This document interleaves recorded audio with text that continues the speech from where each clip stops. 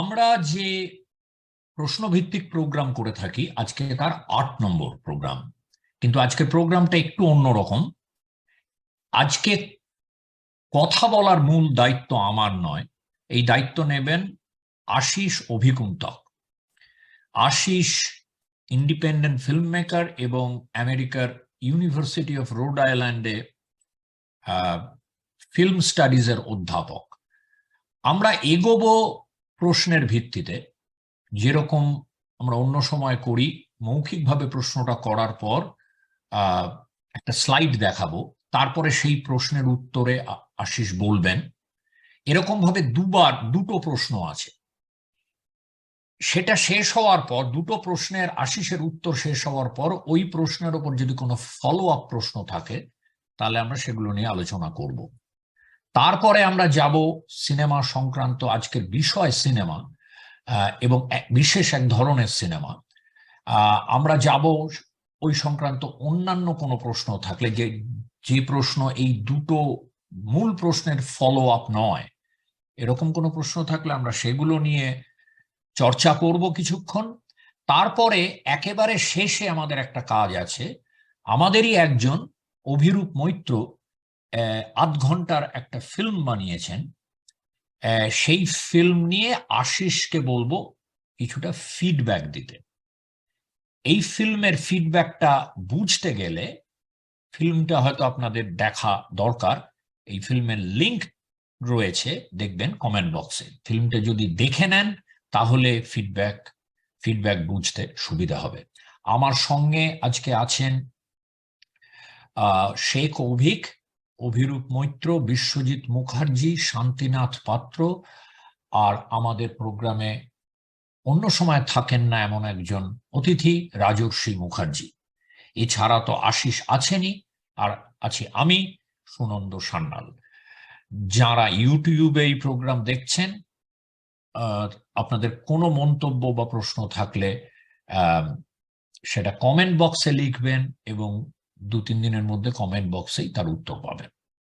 তাহলে অভিরূপ, তোমার প্রথম প্রশ্নটা শোনা যাক, তারপরে আমি স্লাইডটা দেখিয়ে নেব। আশিসদার কাছে আমার প্রশ্ন, সিনেমা অফ প্রয়োগ এটা ঠিক কি, এবং আমরা এক্সপেরিমেন্টাল ফিল্মের বদলে কেন সিনেমা অফ প্রয়োগ কথাটা ব্যবহার করব?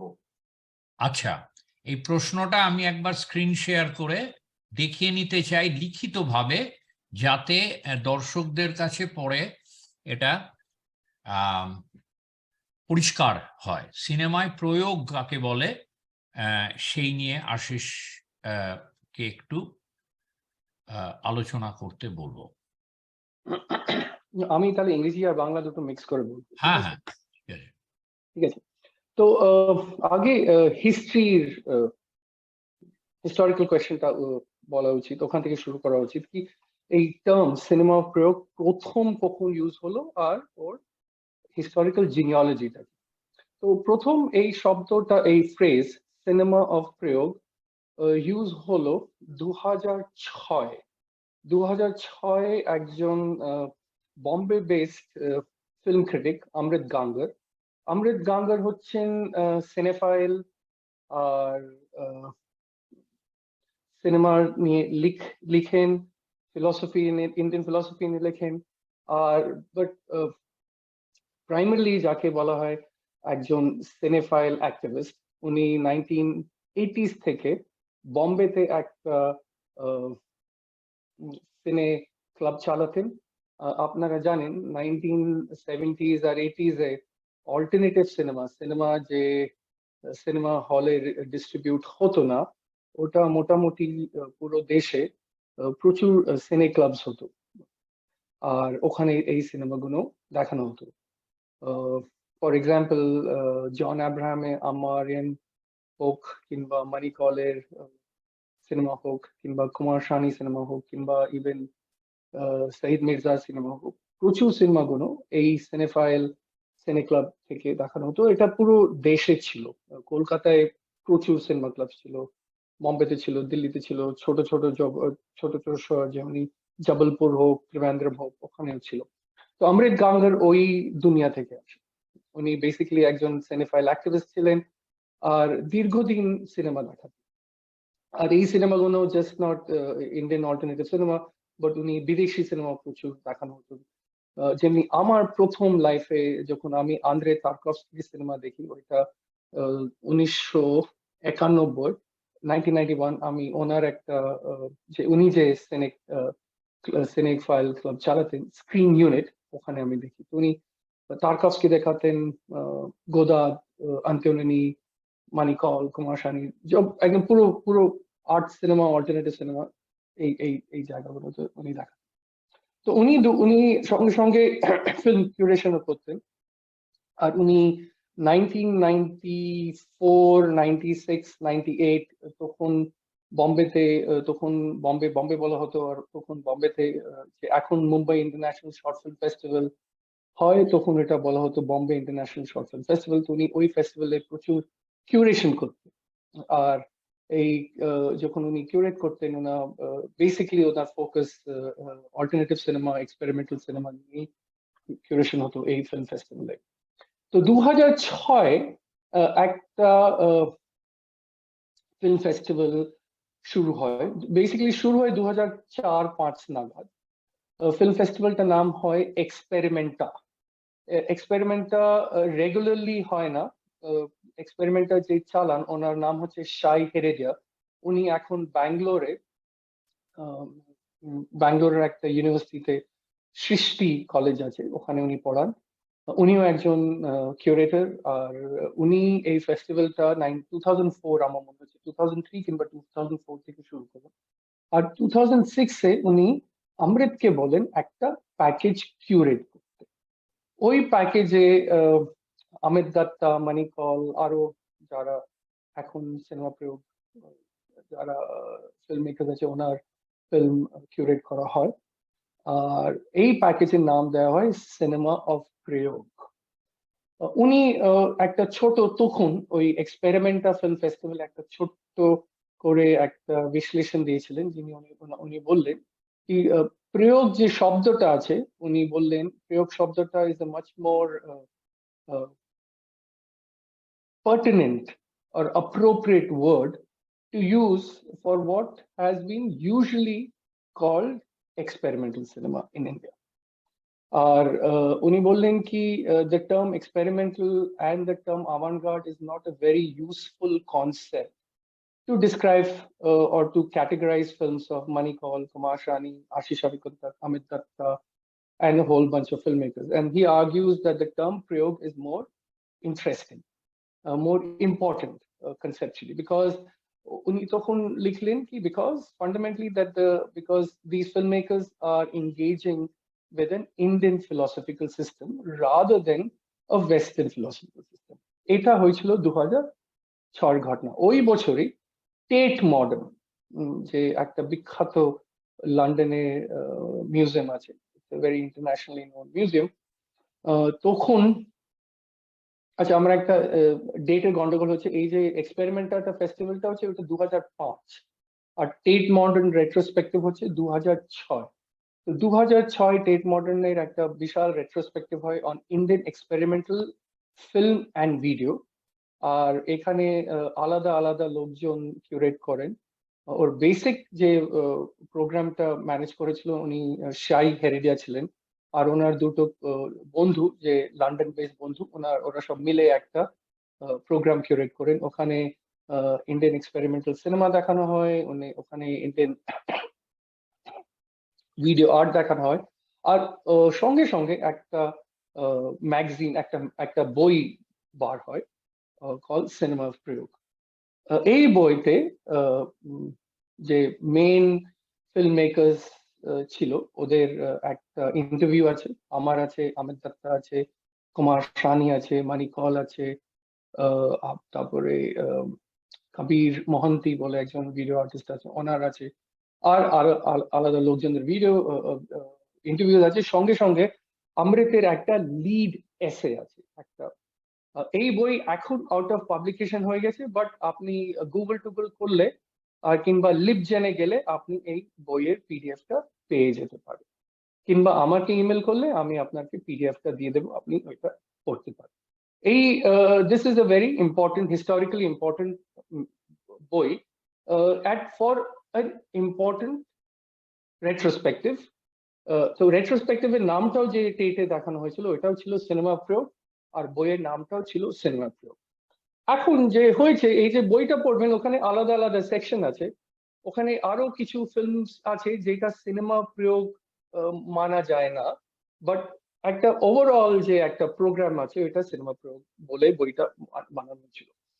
তো ওখানে যে অমৃতের একটা যে লিড এসে আছে, যাকে আপনি বলতে পারবেন প্রোগ্রাম্যাটিক এসে, উনি ভালো করে বোঝান কি দ্য টার্ম সিনেমা প্রয়োগ কি। উনি ওখানে বলেন কি যে উনি আগে বলেছিলেন কি ইন্ডিয়াতে যে ধরনের এক্সপেরিমেন্টাল সিনেমা হচ্ছে, কিংবা যে ধরনের ফিল্ম মেকারকে এক্সপেরিমেন্টাল বলা হচ্ছে, that is an incorrect terminological classification. As a matter of fact, উনি বলেন ওনার মানিকল কিংবা কুমার শানির সঙ্গে যখনই কথা হতো, ওরা প্রচন্ড ভায়োলেন্টলি বলতেন, ভেরি স্ট্রংলি, vehemently বলতেন কি they do not consider themselves experimental filmmakers. They don't think they are experimental filmmakers. So I think ওনার অমৃতের যে কথাটা হচ্ছে কি উনি বলছেন কি যেহেতু আমি এদের সিনেমা দেখাচ্ছি, এরা বলছে কি আমরা এক্সপেরিমেন্টাল ফিল্ম মেকার নয়, তো আমি একটা নতুন শব্দ কিংবা নতুন ফ্রেজ ইউজ করতে চাইছি যার নাম হচ্ছে সিনেমা প্রয়োগ। এখন উনি বলছেন প্রয়োগ যে শব্দটা আছে ওকে নিয়ে একটু বলছেন। আমি এখন জাস্ট যে বলছি, আমি সিনপটিক্যালি জানাচ্ছি অমৃত ওই এসেতে কি লিখেছে, তারপরে আমার যে সিনেমা প্রয়োগের যে বক্তব্যটা আমি এটা পরে বলছি। তো ওই এসেতে উনি লিখলেন কি প্রয়োগ যে শব্দটা আছে ওইটা সংস্কৃত থেকে বেরোচ্ছে, আর প্রয়োগের মানে সংস্কৃতে না কমপ্লিকেটেড। কেন প্রয়োগ যে শব্দটা, যেমনি আমাদের যোগা শব্দটা, এটা যে আমরা it is multi-semiotic, multiple meanings depended on the usage. But on a general argument, the term prayog is a different way of doing things, but it is not experimental. However, by the time Amrit is using the term prayog as a different way of using it, in Hindi, for instance, prayog is also thought of as a synonym for experimental or experiment. For example, Mahatma Gandhi যখন ওনার বই লেখেন My Experiments with Truth, or Gujarati আর হিন্দিতে experiment কে প্রয়োগ বলা হয়। তো প্রয়োগের যে মিনিংটা একটা এক্সপেরিমেন্টাল ফ্রেমওয়ার্কে, বাট এটা ইন্টারেস্টিং দ্যাট প্রয়োগ is both an experiment but it is of a different kind. এটাই অমৃত বলার চেষ্টা করছে। উনি আরেকটা জিনিস বলছেন কি the term avant-garde is also not appropriate. ওনার বক্তব্যটা হচ্ছে কি the term avant-garde comes from Western art historical genealogy, and it is very specifically used in early 20th century for different kinds of traditions, especially in art. And Shunandada আমার থেকে ভালো বলতে পারবেন, because the term experimental has been used for surrealist, have been used for Dadaist, have been used for cubist at different points of time. So the term avant-garde keeps on moving. So what is avant-garde in 1920s is not considered avant-garde, let's say, in 1940s. But there is something called the avant-garde. So the avant-garde term keeps on changing dependent on the location, the geographic location, and the temporal location. So Amrit is saying that the term avant-garde is also not useful because it has a very strong Western framework. So when it is used in the Indian context, it is used very freely or even flexibly, and it is not an appropriate term. So what Amrit is doing in this essay, he clearly bolchen that I want to reject the term experimental, I want to reject the term avant-garde, and I want to use the term prayog. So this is his basic argument, and in the lead essay. নাও এখন আমার বক্তব্যটা হলো কি, এখন আমার in the history of Indian cinema, the first time we know that the term we hear of experimental cinema is used from 1967 to 1969, 1970, when there are filmmakers in films division. তখন films ডিভিশনে একটা নতুন 1969 একটা নতুন director আনা হয়েছিল। ওনার নাম হচ্ছে Jean Bhownagary, half Parsi half French. আর উনি যখন ফিল্মস ডিভিশনের ডাইরেক্টর জেনারেল হন, উনি নতুন নতুন ইয়াং ফিল্ম মেকার্সকে ফিল্মস ডিভিশনে ফান্ডিং দেন সিনেমা করতে। ওখানে some of the most interesting people আর Pramod Pati, SNS Shastri, and few others. Our era Shabai, very interestingly, both Pramod Pati and SNS Shastri were trained in European or American film school. So, or ki kore, that when they start making films in films division, they are very highly inspired, or they're all actually coming from an American, Euro-American experimental filmmaking world. And if you look at their films, a lot of their films, for instance, are available on YouTube. আপনাকে ইউটিউবে films ডিভিশনের চ্যানেলে যেতে হবে, ওখানে আপনি এদের প্রচুর সিনেমা দেখতে পারবেন। SNS শাস্ত্রী, প্রমোদ পতি, এরা সবাই যে ধরনের কাজ করছে ওইটা প্রচন্ড ইউরোপ আমেরিকান এক্সপেরিমেন্টাল ট্রেডিশন থেকে বেরোচ্ছে। এটাকে কারেক্টলি আমরা বলতে পারি experimental, first Indian experimental cinema.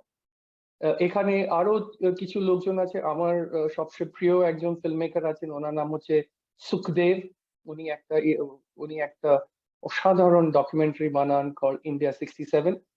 উনি যেহেতু ইউরোপ কিংবা আমেরিকান ফিল্ম স্কুল থেকে পড়া, উনি ওখান থেকে আসেননি, উনি ইন্ডিয়ার এখান থেকে ছিলেন। তো উনিও এই পিরিয়ডে ফিল্ম বানান। এই পিরিয়ডে মোটামুটি 20 থেকে 30 ফিল্ম, 20-22 ফিল্ম বলতে পারেন বানানো হয়েছে, যাকে আমরা ক্লিয়ারলি বলতে পারি the first experimental wave in India. But by 1970, Jean Vahanagri Films Division ছেড়ে দেন। আর এই যে একটা এক্সাইটিং একটা মোমেন্ট ছিল ফিল্মস ডিভিশনতে, এটা সাডেনলি বন্ধ হয়ে যায়। তারপরে আরো 2-3টে ফিল্ম মেকার্স 2-3টে ফিল্ম বানান, যাকে আমরা বলতে পারি এক্সপেরিমেন্টাল সিনেমা। এটা প্রয়োগ নয়। এখানে আরেকটা বিখ্যাত ইন্ডিয়ান আর্টিস্ট তৈয়ব মেহতা, উনি একটা অসাধারণ ফিল্ম বানাল কুড়াল। আমার মনে হচ্ছে 1974 এর ডেট হবে। ওটাও আপনি ফিল্ম ডিভিশনের ওয়েবসাইটে দেখতে পারবেন। ওটাও আমি বলবো একটা experimental cinema. That is, it is highly inspired by the Western and the American European tradition. In 1969, আমরা জানি একটা it's a landmark moment in the history of Indian cinema, কেন ফিল্ম ফাইন্যান্স কর্পোরেশন, যে পরে NFDC হয়ে যায়, ওইটা ও ফিল্ম মেকিং জন্য ফান্ডিং দেয়। তো তখন আমাদের মৃণাল সেনের বিখ্যাত সিনেমা Bhuvan Shome is one of the films that was being produced by Film Finance Corporation 1969. সঙ্গে সঙ্গে মানির call উস্কি roti is also produced 1969. Now Film Finance Corporation এর হিস্ট্রিটা একটু হিস্ট্রি বলা জরুরি। কেন ফিল্ম ফাইন্যান্স কর্পোরেশন যখন ফান্ডিং শুরু করে, এটা হচ্ছে ইন্দিরা গান্ধীর সোশ্যালিস্ট মোড, লেট 60s, যখন উনি ব্যাংকস গুলো পাবলিক করে দিচ্ছেন আর পুরো একটা সোশ্যালিস্ট একটা ফ্রেমওয়ার্কে যাচ্ছেন, তখন ওনার মনে হচ্ছে, আর ওনার অ্যাডভাইজারদের মনে হচ্ছে কি Hindi cinema, popular cinema, Hindi Tamil Bangla popular সিনেমাকে চ্যালেঞ্জ করা উচিত। তার জন্য একটা অল্টারনেটিভ স্টেট ফান্ডেড সিনেমা বানানো উচিত। And that's how film finance corporation শুরু হয়। নাও ফিল্ম ফাইন্যান্স কর্পোরেশন যখন শুরু করেন, ওদের হিস্টোরিক্যালি আমরা জানি ওরা যখন প্রথম ফিল্মস গুলো যে ফান্ড করছে, that is based on, they're mostly based on literary works. So it is not that filmmakers are devising their own screenplays. They are making screenplays which are based on literary text accent.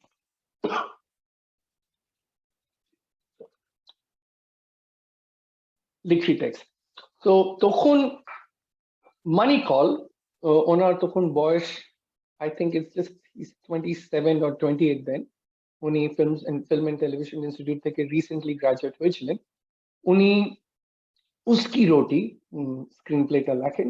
Uski Roti is based on তখনকার one of the most important Hindi writer, Mohan Rakesh. Mohan Rakesh is part of the 1960s, 50s, 60s, and even 70s decade of a movement in Hindi literary tradition called Nai Kahani, which is a tradition which starts after independence, basically by the early 50s, where there's a very strong push on writing Hindi literature with a very strong realist focus. Uski Roti Mohan Rakesh's উপরের লেখা।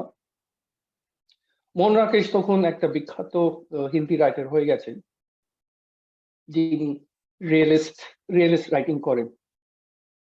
কুমার শানি, যিনি 1972-তে একটা cinema করেন মায়া দর্পণ, উনিও নির্মল বর্মা, উনিও একজন নই কাহানির writer. ওনার ছোট্ট একটা গল্প মায়া দর্পণ কে নিয়ে সিনেমা করেন। Uski Roti is also a short story. Now, what was very interesting for both these filmmakers is that they pick up realist narrative, which is how the Films Finance Corporation wanted. They wanted to create what I call statist realism, which is highly influenced by the neorealist framework of Satyajit Ray. By this time, by this late 60s, Ray's cinema is considered to be one of the most formidable alternative cinematic imagination in contrast to popular cinema. So they are very interested that they will continue with the realistic imagination that Satyajit Ray has created, and they wanted to fund films with a very strong realistic framework. So the stories that were chosen by filmmakers came from, especially in Hindi language, came from important Hindi social realist writers who were part of a very large movement in Hindi, a social realist movement called Nai Kahani. এখানে Mani আর Kumar যে করে is what I say, they do a radical shift. Although they take a very social realist story, but the film they make, they transform into a very deep philosophical narrative. I will not call it abstract. I will call it philosophical narrative, because both the filmmakers, by the time they're making films, they are highly inspired by Indian philosophical tradition. Also, it is very important to note that Mani Kaul and Kumar Shani were students of Ritwik Ghatak, when Ritwik Ghatak was the vice principal or FTI for a brief 2 to 3 year period in the mid 1960s. So as we know, there's a very strong difference between the realist, social realist or neorealist realist cinema of Ray and the highly expressionist and a different kind of cinema that Ghatak makes. So both Mani and Kumar are coming from that genealogy. However, Mani and Kumar are also very inspired by a very specific filmmaker from Europe, who is Robert Bresson. Now, Bresson is a filmmaker who's considered to be part of the French New Wave, but he is very different to the French New Wave. He's making the films when the French New Wave is emerging in the 1960s. And when I mean by French New Wave, I'm talking about filmmakers like Jean-Luc Godard, Alain Resnais, Truffaut, and Chabrol, and others. In this highly, very celebrated New Wave moment, you have a filmmaker like Bresson who is challenging the New Wave tradition by making a highly expressionist and abstract and very specific kind of cinematic form, very different to the new wave. Bresson is coming from, and he's spoken about it often in his interviews, he's coming from a very deep Christian religious framework as his philosophical basis for his films. So both Mani and Kumar are both highly influenced by Ghotok and by Bresson, and they both what they do is that they subvert the socialist statist framework of film finance corporation and make very radical films which have very deep philosophical framework emerging from Indian context, not the Western context, although they are very inspired by Bresson. Now, what happens is that these two filmmakers, or these two films, Uski Roti and Maya Darpan, according to Amrit Gangar, and I would say correctly, is very different to the films being made by the filmmakers of Films Division from 1967 to 1969. Very different because the filmmakers, as I said, of that time were deeply inspired. Those group of filmmakers were very inspired by the experimental traditions in Europe and America, whereas these two filmmakers are constructing a very different radical imagination in cinema, possibly all over the world, I would argue, but specifically in India, which Amrit calls it the beginning of cinema of prayog, which is what I would also correctly argue, that is a first time there is a conscious effort by filmmakers to engage with Indian philosophical tradition. Having said that, we have to understand that the birth of Indian cinema with Raja Harishchandra by Dadasaheb Phalke is also a moment of prayog. This is what Amrit is talking also, which is what I would also argue the same, is that when Harishchandra is made, Dadasaheb Phalke is also invoking an Indian philosophical moment in cinema. Now, here I want to talk a little bit of Phalke, because this is very important to understand how prayog works, or what is cinema prayog, because what Phalke is doing is something very, very fascinating. Now, Phalke, we know, comes from upper caste Brahminical family from Nasik, from not just Nasik, from the temple town of Trimbakeshwar, which is the Jyotirling near Nasik. So his family are Brahmin priests from that town, and we know Trimbakeshwar is a temple which is in constant use for nearly since the 13th or the 14th century. So it's a 700-800 years of tradition in which Phalke's religious practice is emerging from.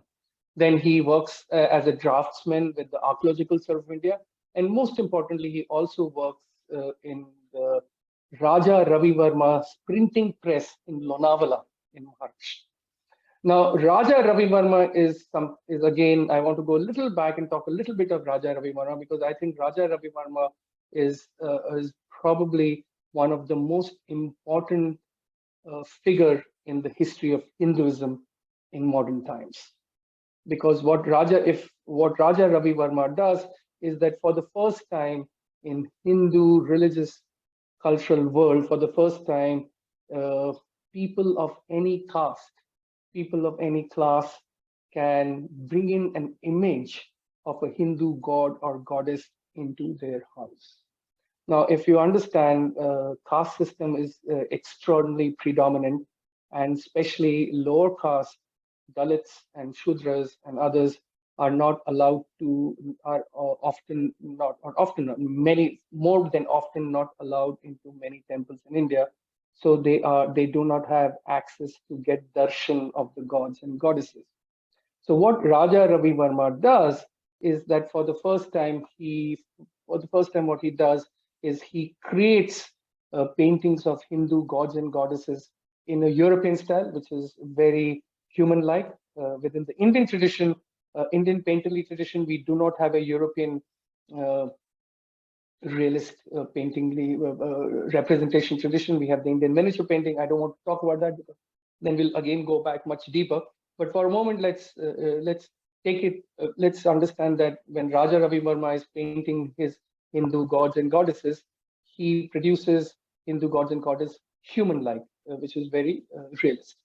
But that's the first thing he does. The second thing is very stunning, is that he then mass produces these images in lithographs in the late 1900, in the late 1800 and early 1900s, late 19th and early 20th century. Now, what happens with lithographs? Suddenly, by early 20th century, you have these lithographs moving all across India. People who would not have access to gods and goddesses could buy these pictures and paste it in their house. So they also were found in calendars, in all sorts of places. These gods and goddesses would emerge. And what really happened is that gods and goddesses become ubiquitous. You can see them all over. This was not the case earlier, because earlier, if you have to worship a Hindu god or goddess, you have to create usually a three-dimensional icon or an idol and bring it home. But often many lower caste people were not allowed to do that. So this is a revolutionary moment. So this is also an interesting thing, is that Phalke is working in Raja Ravi Verma's lithograph during the time when these lithographs proliferate throughout the country.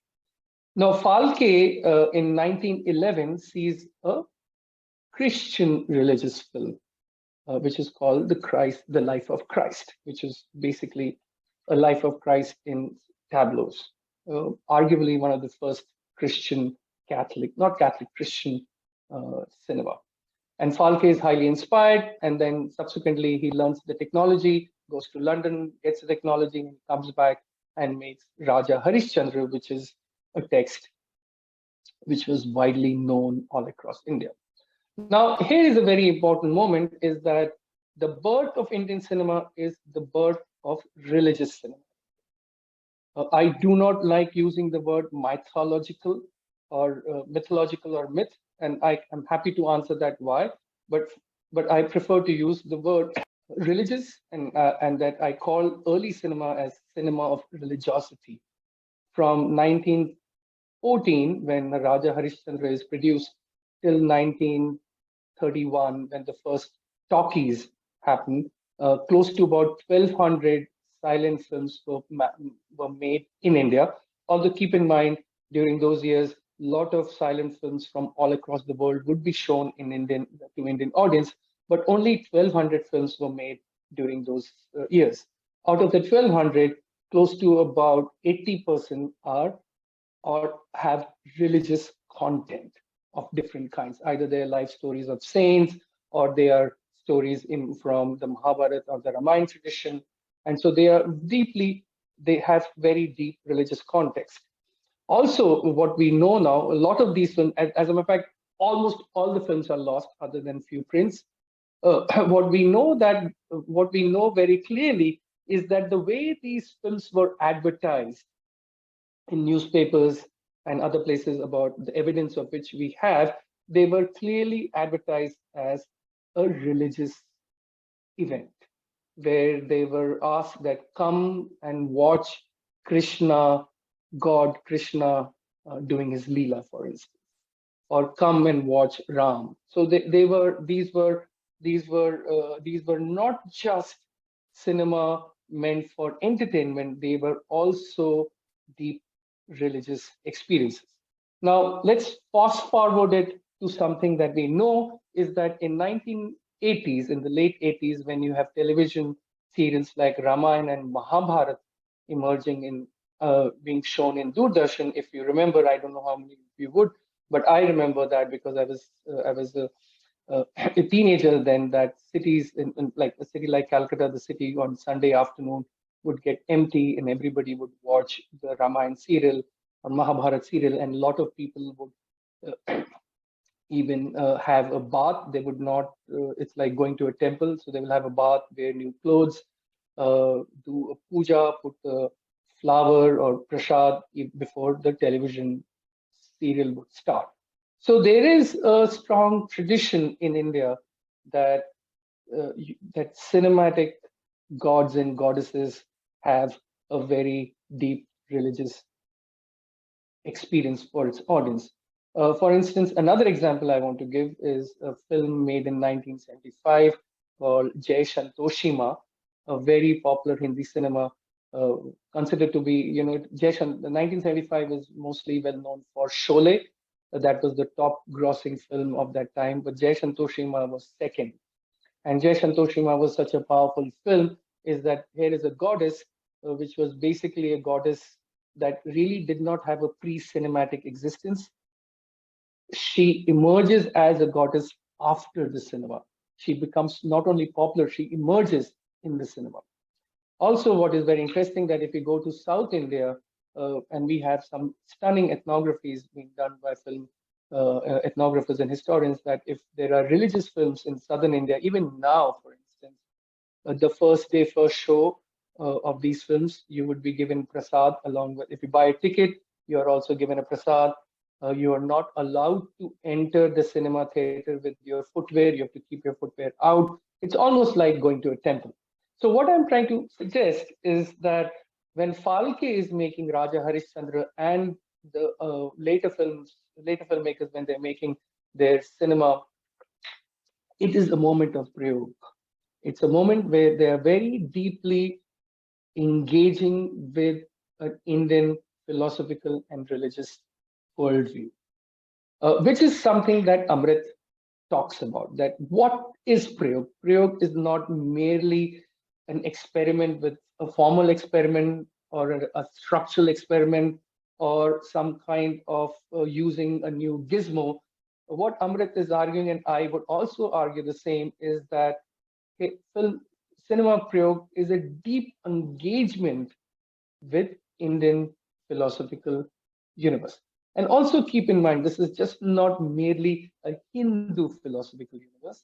It can be a Jaina philosophical universe, it can be a Buddhist philosophical universe, it can be an Islamic philosophical universe, it can be a Dalit philosophical universe, it can be Adivasi philosophical universe. I think what the argument is that there is a concerted engagement with a certain Indianness, let's put it this way.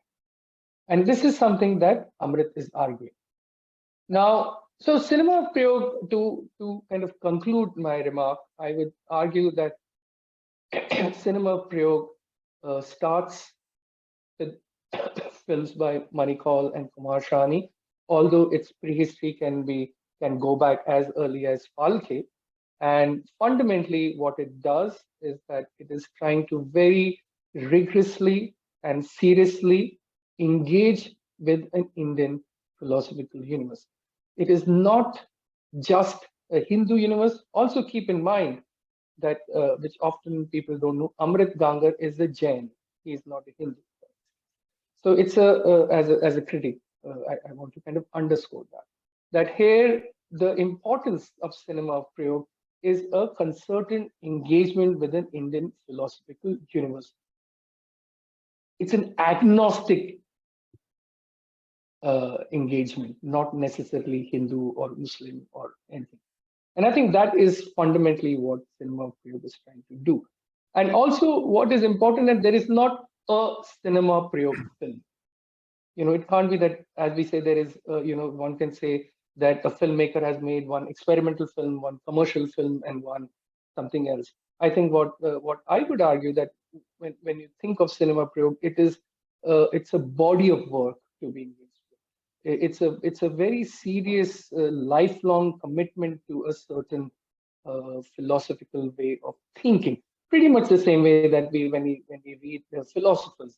If you think of a Western philosopher like Heidegger, for instance, or even an Indian philosopher like Bimal Matilal, there's a lifelong engagement with a certain philosophical framework. So I would say that there cannot be a prayog film. although I would say that there is a possibility of a prayog filmmaker. I'll stop at that and open up to questions if you have. আচ্ছা, এই প্রশ্নের ওপর যদি follow up question থাকে, আমার আছে দু একটা, সেটা আমরা কিন্তু পরে যাব। আমরা আগে পরের প্রশ্নটা নিয়ে আগে আলোচনা করি। অভিরূপ, তুমি পরের প্রশ্নটা করো, আমি আবার একবার দেখিয়ে নেব স্লাইডটা। হ্যাঁ, আমার পরের প্রশ্নটা হলো যে মুভমেন্ট ইমেজ, সিনেমায় মুভমেন্ট ইমেজ এবং টাইম ইমেজের যে কনসেপ্টটা, এই কনসেপ্টটা বেসিক্যালি কি? আচ্ছা, আমি একবার শেয়ার করে নিই। প্রশ্ন হচ্ছে টাইম ইমেজ ও মুভমেন্ট ইমেজ কি এবং সিনেমায় এই ধারণা দুটো কিভাবে কাজ করে, এটা হচ্ছে প্রশ্ন। তাহলে আশিস, টেক ইট অ্যাওয়ে। তারপরে আমরা আলোচনায় যাব আর কি, তারপরে হয়তো ফলো আপ প্রশ্ন। So no, time image or movement image, both of them are very specifically concept. It is not a concept that you see being used all across cinema. It's a concept very specifically emerging from the work of Deleuze, who is a French philosopher, active in the 60s and the 70s, even till the 80s. So it's a very specific, these two terms are very specific terms used by a very specific philosopher. So in order to understand the significance of these terms, we have to understand what the philosopher Deleuze is interested in. Now, fundamentally, Deleuze is part of a group of philosophers which are emerging in America, in France, in the 50s and 60s, who are generally broadly called what we call post-structuralist. These philosophers include philosophers like Foucault, Derrida, and others. They are fundamentally critiquing modernity and the way we have become modern, and they are critiquing it in some of the most sophisticated and complex ways, which is what philosophers generally do, that they to go very deep into a certain conceptual framework. Now, Deleuze is highly inspired. Specifically, these two images are also the name of the two books, Cinema 1, Movement Image, and Cinema 2, Time Image, both by Deleuze. Now, Deleuze in both these books are fundamentally highly inspired by another late 19th, early 20th century French philosopher called Henri Bergson. Now, Bergson is a philosopher who is critiquing the idea of time. The reason he's critiquing the idea of time is that by late 19th century, the way we understand time now, as in times divided into minutes, seconds, days, into very metrical forms, as in time that can be weighed and calculated, or what he called that time has been divided into, the time has almost been divided like space. Now, Bergson is critiquing a certain idea of time, what we call a factory time or an industrial time. This is a time that becomes very, very important in the new during the Industrial Revolution, when you have the sound of the siren in which factory workers go into the factory, and then there's another siren when people come out. Then with the rise of train, the time becomes much more fractured. We know that a train will come at 17:05 hours and leave at 17:07 hours, and so on. So today we live in a time where time is, if you watch, let's say, Olympics, and the way 100-meter is run, there the winners are distinguished between not just seconds, but in terms of even nanoseconds, right? So time has become extraordinarily fractured, and Bergson is critiquing that fractured time. He writes a series of books which are very complex. Also, I need to underscore, I'm not a an expert in French philosophy. So what I'm trying to tell you is coming from my reading. Now, French philosophy, like European philosophy, is a fairly complex, long, complicated word, pretty much like Indian philosophy is. So Bergson is critiquing that idea of time, and he argues that there is a certain. He says that the way time has become, it has become like space. He gives an example of pearls, that how you have a garland of pearls. Everything is every pearl becomes spatialized. So time has been fractured and has become spatialized is what he talks about. And he argues that time is not like that. There are different kinds of time. That time, for instance, if you're waiting for a bus, time slows down. If you are anxious or if you are under crisis, time increases. For example, there's a term that is very often used in India is time pass, right? Ami time pass korchi. কি করে time pass করছি আমি বই পড়ে time pass করছি television দেখে time pass করছি so time has different time in this sense is what we call a lived time or what you could call an ontological time that we experience. The time that we experience is very different to the time on my watch, which you can call an epistemic time, as in it gives us knowledge. Like train will start at 1707, leave at 1709. It's very specific information. Whereas the way I live my time, it has different kinds of it has different kinds of emotions attached to it. If I am with my lover, I want the time to slow down. If I am in a school or a factory, I want the time to go fast. And I also feel that, right? So Bergson is arguing that time is not spatialized. Time is a very deep ontological experiential time. And he writes a series of books in the late 19th, early 20th century, which deals.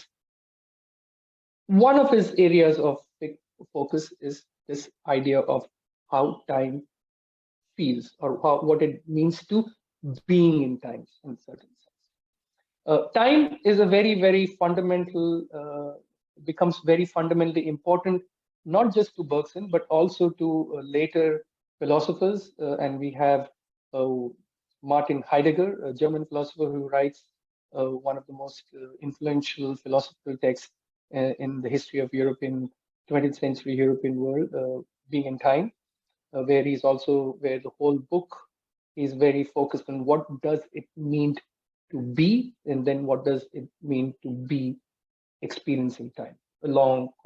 A very complex argument he makes. Again, I don't want to get into time, except I want to say that time is very, very central. The critique of industrial time, the factory time, and what time really means is very central to European philosophers in the late 19th and early 20th century. And Bergson is part of that world. So Deleuze, when he is writing his two cinema books, Cinema 1 and Cinema 2, you have to understand that a majority of his conversation he's having at Bergson. A lot of the things that he's writing in the book. So please keep that in mind. So that's the first thing. Now, to come to what Cinema 1 does, which is movement image, Deleuze says that very specifically, and he makes a very important temporal break. He says before the war and after the war. The war in his case is World War II. He says that before the war, before World War I, cinema, starting from Lumiere brothers to Charlie Chaplin to Griffith to the Soviet masters, Eisenstein, the filmmakers and you have to understand the Griffith's model of filmmaking, which is continuity cinema, and then Eisenstein model of making, which is montage-based cinema. He puts everybody together, and he says that all of them, even though they are devising different techniques of telling story, are fundamentally movement image. Now, what does he mean by movement image? He is saying that if you look at these body of films, and he says all the films till World War II, these filmmakers are fundamentally, when you see these films, they are the action in the film are basically based on a certain idea of perception, that you see something, there's action. So there's a causal relationship that you see in all these films, that every shot, every cut is associated with a certain perception of action and a subsequent action, which is in a very, very synoptic way what movement image means. That the fixation of these filmmakers, starting from Griffith, Chaplin, Eisenstein, is that they are telling story by action, perception, action relationship. I pick up a gun, then I'll shoot you, right? It's a very clear kind of thing.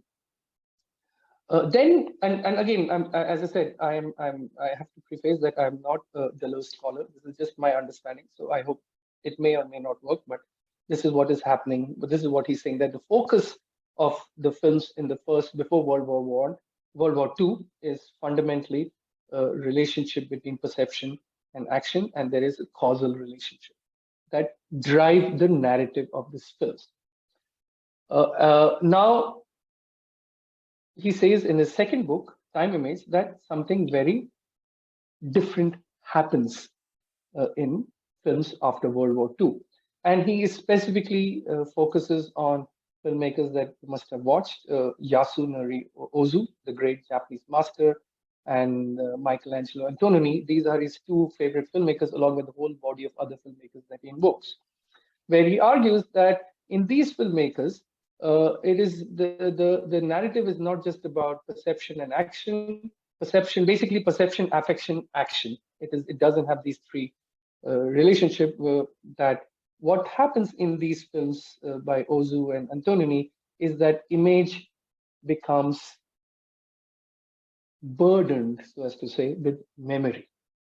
Now, here you have to keep in mind that dream images that use flashback and flash forwards are not necessarily about memory. They can also be driven by the movement image logic. What he fundamentally says is that in after World War II, there are certain images that proliferate cinema that are not driven by perception, affection, action, relationship, but these films are burdened, or they are driven by a certain idea of memory, a certain idea of a certain idea of past, a certain idea of future. These images imbibe. So he gives many examples. One example that I really like is from Antonioni's trilogy of La Ventura, La Notte, and the third one I'm forgetting, where which is the third one, to get the Antonioni. Just think, I'll have to tell you, I'm forgetting the name. I just need to get the I'll tell you the exact film and the exact sequence that is important. And this is L'Eclipse. L'Eclipse is a film about, this is part of his last trilogy, which is based in Rome, where there's a young woman who breaks up from her lover, and then she falls in love with this young broker, but the relationship doesn't, we really don't know what happens with the relationship. And the film ends with nearly a 10 minutes montage of the new city of Rome. And it's just a moment. And for the last 10 minutes, 5 to 10 minutes, you see the montage of this new futuristic city, which is very different to what Rome was. Deleuze says that these are examples which are memory images, that here time as memory becomes important. Now you have to understand that what Deleuze, the kind of differentiation that Deleuze is making, is that here time, and he uses Bergson's focus on durationality. As I said, that it is just not time, it is how we experience duration. When we wait, we want the time is too slow. When we are anxious, time goes fast. So he says these are moments of durationality in cinema where time is foregrounded. So fundamentally, in a very simplistic way, we understand cinema is built upon three pillars. Space, that narrative in cinema is built on three pillars: space, spatiality, narrative, and temporality. So in the first case, that the cinema before World War I, time was pushed ahead, narrative was foregrounded, space was really inconsequential. In films of Antonioni and Ozu and others, time is foregrounded, the experience of time is foregrounded, space and narrative, then comes space. So fundamentally what he's trying to say in Time Image, that cinema then, with memory, with certain idea of past and future, something very different happens in World War II. Now, these distinctions, the chronological distinction between what is happening in before World War II and after World War II is not really a chronological difference, because he also says that a majority of commercial cinema made in Hollywood, or even now in commercial cinema in Bollywood and another place, is basically movement image. That you have a certain perception, the relationship perception, affection, and action occurs, which is how we see. That is basically, to argue very crudely, that it is causality based, or the narrative moves causality in a causal way. Whereas in experimental cinema, in avant-garde cinema, in art cinema, you have time. The time image happens.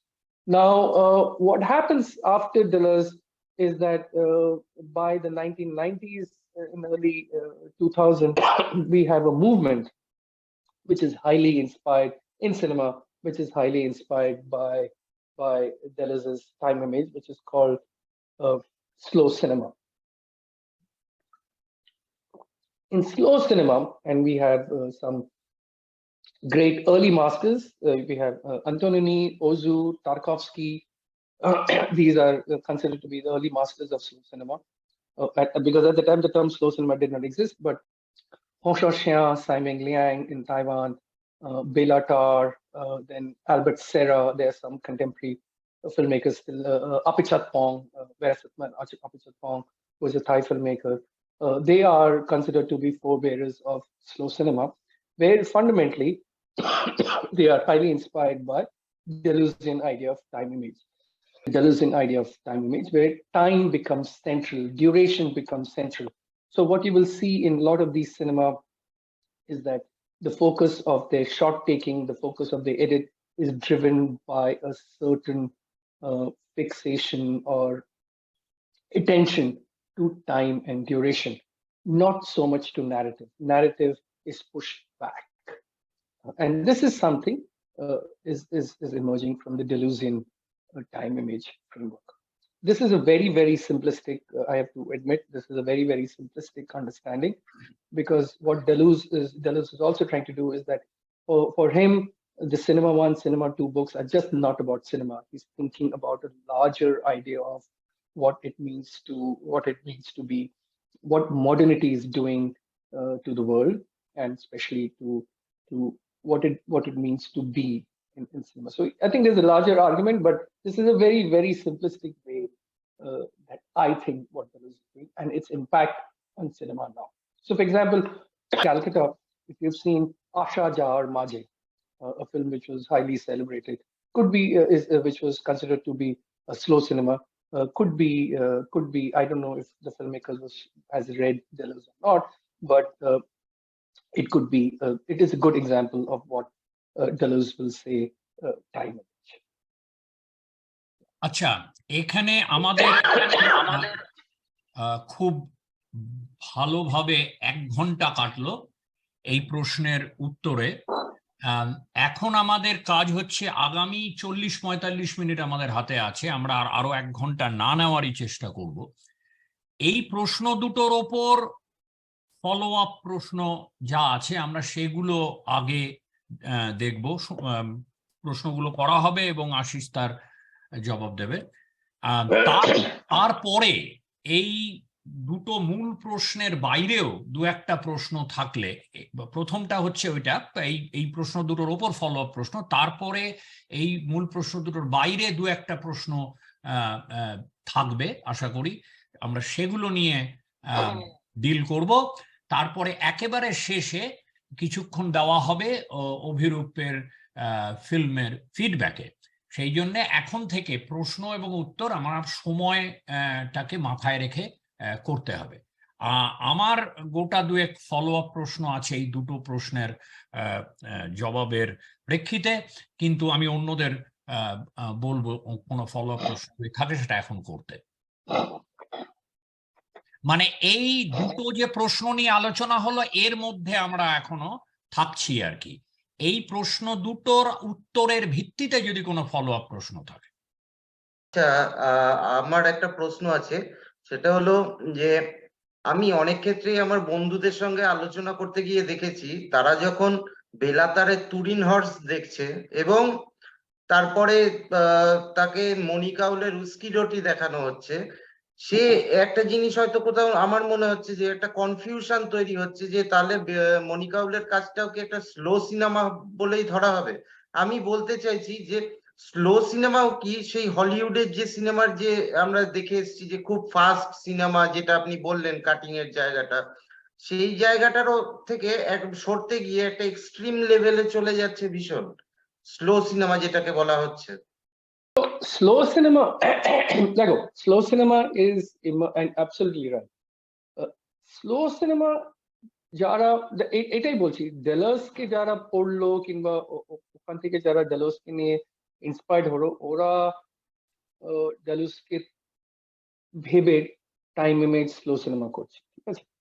Now by the late 1990s, এটা মোটামুটি 25 বছর হয়ে গেছে, slow cinema একটা বিশাল commercial art cinema film হতে চলেছে। একটা জিনিস মাথায় রাখতে হবে কি, film festival, European film festivals are no more places of which would exhibit exemplary cinema or exemplary works. It is now almost another kind of marketplace where things are bought and sold. And Deleuze, for instance, and the Cinema One, Cinema Two are almost, if you go to a film school in Europe, you would have to read. It's almost like textbook films. So everybody reads that, and they think it is important, which I also think so. But like anything that you see in the West, very soon it becomes, let's say, colonized by the market, which is what has happened with slow cinema. Even a filmmaker like Turin Horse is not merely a film. It's an industrial film. প্রচুর টাকা গেছে ওই cinema, প্রচুর লোকজন, প্রচুর production house আছে. The film was made in order to make money. It is not just mainly a work of art. It is also a commercial product. So slow cinema has become commercial product. For example, one of the most successful slow cinema filmmakers is a guy called Albert Serra. ইন্ডিয়াতে বেশি লোকজন ওনাকে দেখেননি, উনি একজন Spanish filmmaker আছেন। উনি এখন ওনার সিনেমা বানান, which is মোটামুটি 5 থেকে 10 মিলিয়ন কিংবা 25 মিলিয়ন ইউরো সিনেমা হয়। বিরাট, ওদের বাজেটস গুলো বিরাট। তো স্লো সিনেমা, আপনার এই যে স্লো সিনেমা একটা অস্থির মুভমেন্ট, ওটা একদম নয়। Slow cinema is also a very commercial movement, especially in the context of the European art world market. European art world market is also a very thriving commercial market. It is just not simply about art, especially after the mid 90s. Till 1991, 1992, that is when European Union happened. Till that time, we can think of, there's a different world or different logic to these film festival and the way they chose films. But after the making of the reunification of Europe into European Union, the film festival logic changed. Today, they are glorified fish markets, just to say, or even to put it slightly more in a better term, I think of them as wine festivals, where you can choose different kinds of wine and then you buy and take them to your country. So please keep that in mind, that slow cinema is not outside the logic of capital or commerce. Now, to understand, Money Call is not slow cinema. Neither are my works. We are not. I mean, although we know that Money was reading Deleuze especially when he's making a film like Nazar, and if you ever get a chance, you should read his very long interview with Udayan Vajpayee, an interview called Abed Akash, where he does, quote Deleuze. But when he's making Uski Roti, Deleuze is nowhere in the picture. money, and that's probably why people who are very familiar with Tarkovsky or Belatar, or even filmmakers like Simon Liang or Hosha, their philosophical logic is very different. Because again, you have to understand, Deleuze is coming from is deeply steeped in Western philosophy, and his basic framework is coming from this. That's why I had to explain you. That's why I had to explain you what Bergson is trying to do, right? Manikal is not doing that. There's a different logic. There's a different Ashis, philosophical এইখানটা logic. তোমার এটা আমি deeply involved in, হ্যাঁ, এখানে বুঝতে পারলাম না তোমার ওই কাশি। সরি, না আমার একটা খাসিটাই এই ভাইরালটা হয়ে গেছে, তো আমার 3 দিন আগে হলে তো আমি বলতে পারছিলাম না, আমি জাস্ট ওষুধ খেয়ে অ্যান্টিবায়োটিক বলতে পারছি। তো মানি কি করছে, আমি যখন বলছি মানি হচ্ছে, আমি মানিকল, কুমার শানি, আরো ফিল্ম মেকার্স আছে, এই মুহূর্তে আরো ফিল্ম মেকার্সের নাম বলা উচিত। আমার ওরা বেশি সিনেমা বানাতে পায়নি। একটা ফিল্ম মেকার হচ্ছে, সাম অফ ইউ মাইট নো, কমল স্বরূপ, ওনার একটা অসাধারণ ফিল্ম আছে ওম দরবাদর। কলকাতা থেকে একটা অসাধারণ ফিল্ম মেকার ফিল্ম আছে যে বেশি লোকজন দেখেনি, ফিল্মের নাম আছে কাল অবিরতি, অমিতাভ চক্রবর্তী। এই আর তারপরে বিষ্ণু মাথুর বলে একজন ভদ্রলোক আছেন, উনি একটা ফিল্ম বানিয়েছিলেন, নামটা আমার জাস্ট মাথা থেকে চলে গেল এখন। আরো এমনি 3-4 খানা ফিল্ম আছে যারা এই প্রয়োগ এস্থেটিক্স কিংবা প্রয়োগ থিওরি নিয়ে আপনি বলতে পারেন কিছু করার চেষ্টা করছে। When they're making the films, the term prayog doesn't exist. I mean, I'm putting the term prayog within the. I mean, I'm not talking about going all the way to Abhinav Gupta and others, but we have contemporary philosophers like Vimal Matilal, J.N. Mohanty, Jonathan Ganeri, Orindam Chakraborty, Jara, who have very closely and carefully tried to understand the role of Indian philosophy in our contemporary times, in the sense that they are in constant dialogue with our ancient philosophers and trying to rethink about their importance in Indian society. And there are a whole bunch of other scholars. These are some people I read and I feel very inspired by. So what happens is that when you come across a film like Uski Roti, or I think a film like Siddheshwari or Mati Manas or Maya Darpan or Khyalghata by Kumar Shahani, there is a certain problem because those philosophical frameworks are not familiar with. We are not familiar with, so they find it challenging. I think that could be the reason. Yeah, but to answer quickly, Mani is not inspired by Deleuze. Especially, I think he reads Deleuze. The Deleuze Cinema 1, Cinema 2 is only translated into English in the late 80s or early 90s, I think. 91, 92. So there's no way that he's reading. But he does read. By the time he's making a film called Nazar, and then he also makes a film called Hemak, I think he has read at least, he's familiar with Deleuze. আর কোনো প্রশ্ন এই ভিত্তিতে, কোনো কারো প্রশ্ন বা মন্তব্য আছে? আচ্ছা, আমার একটা প্রশ্ন আছে প্রথম প্রশ্নের প্রেক্ষিতে, আরেকটা প্রশ্ন আছে দ্বিতীয় প্রশ্নের প্রেক্ষিতে। প্রথম প্রশ্নের প্রেক্ষিতে, এটা সিনেমা নিয়ে না, এটা তুমি একটা কথা বললে শেষের দিকে, সেটা it's more a political angle. এই যে তুমি বললে যে এটা হিন্দু বলে না, ইন্ডিয়ান, সেখানে দলিত হতে পারে, বুদ্ধিস্ট, জৈন হতে পারে, কিন্তু দুটো পয়েন্ট এখানে। একটা হচ্ছে তুমি যে দৃষ্টান্তগুলো দিলে, যে ইনস্ট্যান্সগুলো দিলে, সবই হিন্দু। হ্যাঁ, আমি অন্তত মানে হয়তো আছে কিন্তু তুমি দাওনি। অন্য ইন্ডিয়ান ফিলোসফিক্যাল সিস্টেমস অন্যগুলো কিভাবে আসছে ছবির মধ্যে বা এক্সপেরিমেন্ট করার মধ্যে, সেটা কিন্তু আমি দেখিনি। সেখানে আমার একটা ভয় থাকে যে এই শুধু হিন্দু না, ইন্ডিয়ান, এটার মধ্যে একটা লিপ সার্ভিস আছে কিনা, এটা তোমার পার্সোনালি বলছি না, এই যে পুরো ডিসকোর্সটা, এর মধ্যে একটা লিপ সার্ভিস আছে কিনা। দুই, তুমি তারপরে একটা কথা বললে যেটা আমার অস্বস্তিটা বাড়িয়ে দিল, যে ইন্ডিয়ান ফিলোসফিক্যাল সিস্টেম এটসেট্রা, ও জৈন ছিল, এই অমৃত, এটা একটা ইন্ডিয়ান নেস নিয়ে চর্চা। এটা হতে পারে আমি অত্যধিক বেশি পোস্ট স্ট্রাকচারালিজম দ্বারা ট্রেন, কিন্তু ইন্ডিয়াননেস বললে পার্টিকুলারলি আজকের যে পলিটিক্যাল সিচুয়েশন সেখান থেকে একটা রেড ফ্ল্যাগ উঠে যায়।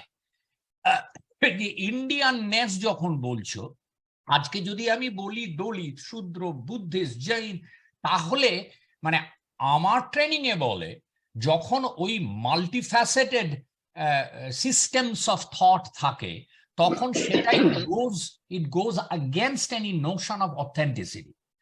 অন দি আদার হ্যান্ড ইন্ডিয়াননেসটা একটা এসেনশিয়ালাইজ জায়গায় আমায় ভাবতে নিয়ে যায়। সেই জন্য আমার এখানে একটা অস্বস্তি রয়েছে যে প্রয়োগ সিনেমার যত আলোচনা তোমার সঙ্গে আগে হয়েছে আমার, বা যা আমি টুকটাক দু একটা এক্সাম্পল দেখেছি তোমার ছবিতেও, এর মধ্যে কিন্তু হিন্দুর বাইরে আমি কিছু দেখিনি। তাহলে এটা কি একটা জায়গায় গিয়ে দিয়ে হিন্দুইজমকে ইন্ডিয়ান নেসের একটা রিপ্রেজেন্টেটিভ হিসেবে ধরা হচ্ছে, আর ইন্ডিয়ান নেস ব্যাপারটা নিয়েও আমার অস্বস্তি আছে আর কি। প্রথমত এটা you have to understand one thing, that cinema especially, এটা আমি 3-4 পার্টে উত্তর দিচ্ছি। History of cinema was an upper caste, upper class activity. এটা আপনাকে বুঝতে হবে, and this continues even till date. Majority of Indian filmmakers, either commercial, either art cinema, either documentary filmmakers, majority are upper class, upper caste, English speaking, and who have studied in college or university. So it is already a highly elite school of people. Till the 1970s and 80s, if you're a filmmaker, either you come from a lineage of filmmakers. Baba filmmaker chilo, tomar dadu filmmaker chilo, okhan theke oi family background, family business ho gaya. Like a great example is Raj Kapoor, for instance. And then you have a whole bunch of filmmakers till the 70s and the 80s. And at that time, if you are a filmmaker who does not come from this family legacy, you have studied at FTII. FTII till the 1990s was still not part of the reservation system, as far as I remember. I might be incorrect, but I think that's the case. So very clearly that filmmaking was fundamentally a upper caste, upper class activity. Eta prothom. So to answer your question, were there any other filmmakers doing? No, they weren't. It is fundamentally coming from these kind of voices, these kinds of class and caste background. Secondly, about my own work, I very fundamentally believe that this is coming from my anthropological training, that the moment I don't want to other, that I will not make a film about Islam. I will not make a film about Buddhism, because that othering is not. I think of myself as self-reflexive anthropologist. I think of myself as a self-reflexive person. So I'm going to engage with what I am, which is fundamentally upper caste, upper class, modern. I think that is what I am. So the moment if I make a film that moves into a territory which is not my class, not my caste, not my religion, I feel I do not have the right to show that. So this is where I come from. I have spoken about it earlier. My father's family is an Arya Samaji, partition refugee Arya Samaji family. My mother's is an upper caste Sanatani family, and I engage with that world. And then I was raised in Calcutta, and I engage with it. I am most comfortable. I feel least othered when I engage with this world. So this is my framework. Now,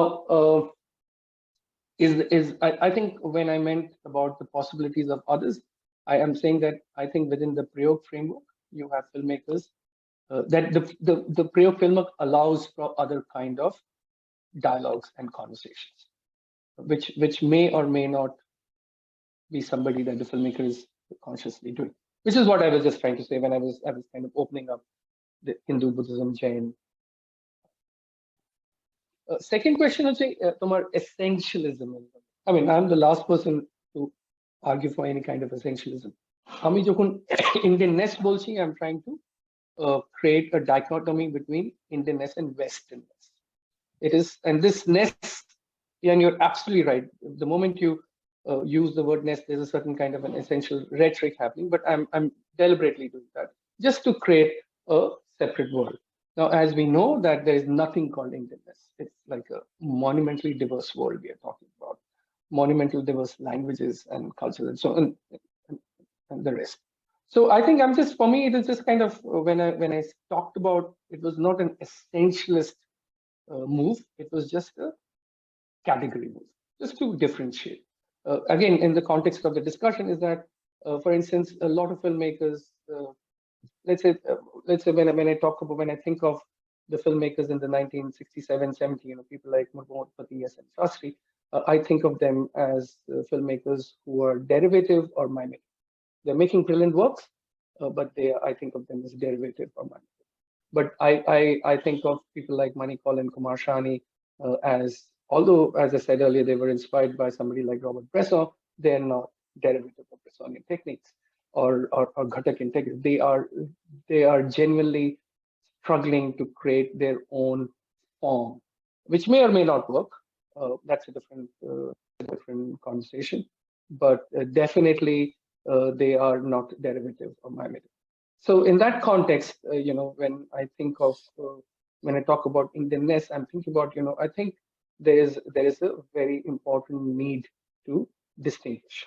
Thirdly, your third question about what is happening in the prevalent situation in India. I think you are making a category mistake when you club what I am trying to say with the narrative of Hindutva. I think you fall into the trap that Hindutva. এটা আরেকবার বলো, শুনতে পেলাম না। আমি বলছি, আচ্ছা কি সাউন্ডটা ঠিক আছে? হ্যাঁ, সাউন্ডটা ঠিক আছে, মাঝে মাঝে কথা জড়িয়ে যাচ্ছে বোধহয় সাউন্ডের জন্য। ঠিক আছে, এই যে ক্যাটেগরি মিস্টেক করার পর বলার পরেই এটা বললে। ঠিক আছে। What I'm trying to say is that I think you're making a category mistake to club the idea of Indianness, or the idea of Hindutva narrative of Hinduism, and let's say what I'm trying to argue. They're two separate things. What Hindutva wants is that you club it. Hindutva is fundamentally interested in whitewashing the diversity in Hinduism, and they say that if you're not Hindutva, you're not Hindu. So I think you fall into that trap. I think you have to, and this is a very important political move, that what I'm trying to do is that I am a Hindu, but I'm not a Hindu. I am making films about Indian religion or Hindu religiosity. I am engaging with Kathopanishad, but I'm not a Hindu. I am engaging with Ramayana, but I'm not a Hindu. And this is very important, that you can engage, you can be a Ram Bhakt, but not be Hindu. You can be a Krishna Bhakt, but not be Hindu. And I think this is a very important point. Ashis, এখানে তুমি যে ওইখানে একটু কি বলো, word drop হচ্ছে লাস্টে, তুমি যেটা বলতে চাইছো, you can B A Ram bhakt but not Hindutva, right? মানে এইখানে তোটা কিন্তু শোনা যাচ্ছে না, লোকে ভুল বুঝবে এটা। You can be a Ram bhakt but not a Hindu না, you can be a Ram bhakt but not a Hindu. এটা আমি ক্লিয়ার করে দিলাম। হ্যাঁ, অ্যাবসলিউটলি ক্লিয়ার। ওয়ার্ড ড্রপ হচ্ছে। আই এম সরি, এটা হতে পারে আমার এটা একটু প্রবলেম করছে। আমি ওয়ার্ড ড্রপ না তো, কি বল, টেইল ড্রপ হচ্ছে। আচ্ছা, হলে আবার বলো। আমি হতে পারে আমার এই না, আমি বুঝতে পারছি তুমি কি বলছো, কিন্তু এখানে আমার একটা ফলো আপ, একটা রিয়াকশন আছে যে, প্রথমত তুমি যে প্রথমে বললে যে এটা একটা এলিট এন্টারপ্রাইজ কাস্ট ক্লাস দিয়ে, তাহলে যে ক্লেমটা তুমি করছো যে ডাইভার্সিটি, যে ইন্ডিয়ান যে কোনো সিস্টেম অফ থট থেকে এটা হতে পারে প্রয়োগ সিনেমা, আমার কাছে এখনো পর্যন্ত কোনো দৃষ্টান্ত নেই সেরকম ভাবে, তাই তো? তাহলে এই যে এলিট ক্লাস কাস্ট থেকে যে আসছে এই পুরো সিনেম্যাটিক ডিসকোর্সটা, এটা তো এখন পর্যন্ত ওই এলিটিজমটাই পারপেচুয়েটেড হচ্ছে। তুমি বলছো তুমি যেটা বিলংস, তোমার সাবজেক্ট পজিশনের বাইরে তুমি ওটা ট্রাই করবে না, আই কমপ্লিটলি অ্যাপ্রিশিয়েট দ্যাট, কিন্তু তাহলে ওইটা টেস্টেড হবে কোথায়? তাহলে আমি এখন বলতে পারি যে তুমি সিনেমা প্রয়োগে যে ইন্ডিয়ান ডাইভার্সিটির একটা জায়গা আছে বলে ক্লেম করছো, it is up to this point claim. সেখানে আমার Absolutely. কাছে Yeah, I agree with you. Yeah, it's a claim. আচ্ছা, Because 2 নম্বর হচ্ছে এই যে তুমি বললে যে আমি সেটাও অ্যাপ্রিসিয়েট করছি যে হিন্দুত্ব চাইছে হোয়াইট ওয়াশ করে দিতে ডাইভার্সিটি, তুমি সেখানে ডাইভার্সিটির পক্ষে বলছো, ঠিক ঠিক আছে, কিন্তু এখানেও একটা পাওয়ার অফ ন্যারেটিভের একটা জায়গা আছে। তুমি যে ন্যারেটিভটা সোশ্যাল যে পজিশন থেকে দিচ্ছ বা কালচারাল পজিশন থেকে, তোমার ন্যারেটিভের যে পাওয়ার বা ইম্প্যাক্ট তার থেকে অনেক বেশি ইম্প্যাক্ট ওদের ন্যারেটিভের। সেখানে ওরাও ইন্ডিয়ান নেসের কথা বলছে, এক সমাজ, one emotion, one identity, one nation, that translates to me as an Indianness. সেখানে আমি না মনে করি টার্মিনোলজি ম্যাটার করে, তুমি কি কথা ইউজ করছো সেখানে কিন্তু তুমি বলবে যে না আই মিন সামথিং ডিফারেন্ট, কিন্তু তোমার যে ইম্প্যাক্ট তৈরি করার যে ক্ষমতা তার থেকে ওদের ক্ষমতাটা অনেক বেশি। সেখানে কিন্তু they will coopt your narrative up to a certain point, যে ও তো আমাদের লোক, এই যেটা হয় আর কি। হ্যাঁ, আমি যদি রিজার্ভেশন নিয়ে কোনো ক্রিটিক্যাল কথা বলি, যে রিজার্ভেশনের যে করাপশন আছে তার ইমপ্লিমেন্টেশনে, সেখান থেকে সঙ্গে সঙ্গে কোঅপ্ট করে নেয়, এ তো অ্যান্টি রিজার্ভেশন কথা বলছে। এই জায়গাটা আমার ভয়টা, এই স্তরে এই দুটো রিয়াকশন আমি রাখলাম আর কি। no, I think তোমার এই ভয়টা is very genuine. But what I would say is that it is still important. আমি তো আমার যেমনি আমি কি বলবো, I can only give you my personal example. আমি তো 30-35 বছর হয়ে গেছে ধুতি পরছি, খাদি পরছি, and I think it's inconsequential. Dhoti পরা, খাদি করা কিচ্ছু হবে না, বাট এটা আমার একটা politics.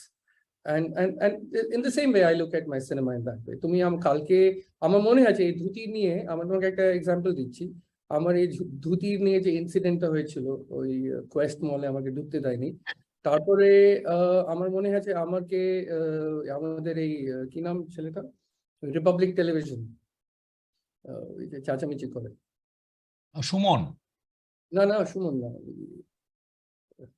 আরে তো হিন্দুত্ব যারা ওই জেসাই দীপক, নেই দিস ইজ রিপাবলিক টেলিভিশন। ও আমি জানি না, ও ওই অর্ণব গোস্বামী, হ্যাঁ অর্ণব গোস্বামী, রাইট। তো ওরা আমাকে ফোন করে বলে আপনি আসুন ডিবেটে, তো আমি গেলাম না, আমি কোনো টেলিভিশনে যাইনি, বাট আমার মনে আছে ওই কনভারসেশনকে এই ধুতি আর হিন্দু ওরা ওই দিকে নিয়ে যাবে আর কি ব্যাপার। হ্যাঁ নিয়ে গেছিল, যায়নি, নিয়ে গেছিল, ঠিক আছে। তো আমি কি করলাম, হ্যাঁ এটা হবে, এটা তো নিয়ে, এটা তো আমার যেটা মনে হলো, ধরো এই ভিডিও প্রোগ্রামে এই যে আমি কোয়েশ্চেনটা করায় এটা ক্ল্যারিফাইড হলো, তো সেখানে তুমি যখন বলছিলে নিজে তখন কিন্তু ইট ওয়াজ কনফিউজিং, মানে ইট কুড বি কনফিউজিং।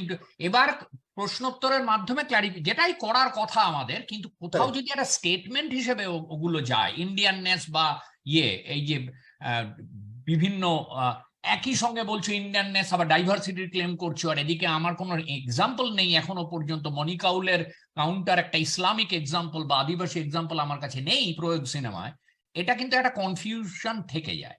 যাই হোক, আমি আমার নেক্সট প্রশ্নে যাই, সেটা হচ্ছে তোমার দ্বিতীয় প্রশ্নের উত্তরে।